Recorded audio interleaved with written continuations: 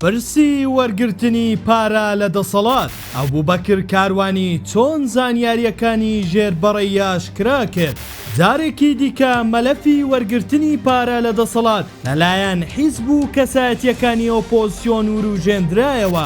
ئەمجارە لەسەر زاری ئەبوبەکر کاروانی ئەندامی پێشووی مەکتەبی سیاسی یەکگرتووی ئیسلامی ئەم بابەتە دوای ئەوە هات کە لە مەراسیمی بڵاوکردنەوەی نوێترین کتێبیدا لەلایەن دەزگای ڕوانگەوە ئەبوبەکر کاروانی و ئیدریس نێچیروان بارزانی پێکەوە لەسەر یەک مێز دەرکەوتن. ئەم دەرکەوتنە کاردانەوەی توندی بەشێک لەلایەنگرانی یەکگرتووی لێکەوتەوە و هێرشیان کردە سەرناوبراو. ڕەخنەی ئەوەیان لێگر کە چۆن ڕێگە دەدات دەستگایەکی سەر بە کوڕی سەرۆکی هەرێم کتێبەکەی بۆ چاپ و بڵاو بکاتەوە و لاتەنیشتیشی دەرکەوێت. ئەم فشار و کاردانەوە زۆرانە ئەبوبەکر کاروانیان هێنایە دەنگ.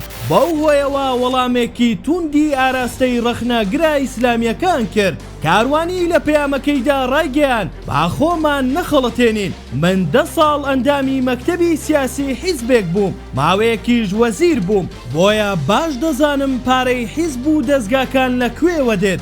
بەشێکی زۆریان هەمان ئەو سەرچاوەیە کە تەمویلی دەستگای ڕوانگەی پێدەکرێت. ئەم قسانەی کاروانی ئاماژەیەکی ڕوونن بۆ ئەوەی کەوا بەشێک لە حیزبەکان ڕاستەوخۆ لە سەرۆکایەتی هەرێم و لەلایەن نێچیروان بارزانیەوە هاوکاری دارایی وەردەگرن کە پێشتریش چەندین جار لە میدیاکاندا باسی لێوەکراوە. ناوبراو دەژڵێت ئێستا باش دەزانم کێ چەند و لەکوێ پارە وەردەگرێت لە وەڵامی ئەو ڕەخنانەی کە بۆچی لەگەڵ کوڕی سەرۆکی هەرێم دەرکەوتووە ڕوو لەلایەنگرانی حیزبە ئیسلامیەکان دەکات و دەڵێت سەرۆکەکانی ئێوە لەگەڵ کەسەیەکەمەکانی پارتی و یەکێتی باوەش و ماچی یەکتر دەکەن و یارمەتیان لێ وەردەگرن. بۆچی لە ئاز ئەمەدا بێدەنگن؟ ئەم قسانەی کاروانی بە ناڕاستەوخۆ ئاماژەیە بۆ دەستپێشخەریەکەی پێشووی یەکگرتوو بۆ نزیککردنەوەی پارتی و یەکێتی.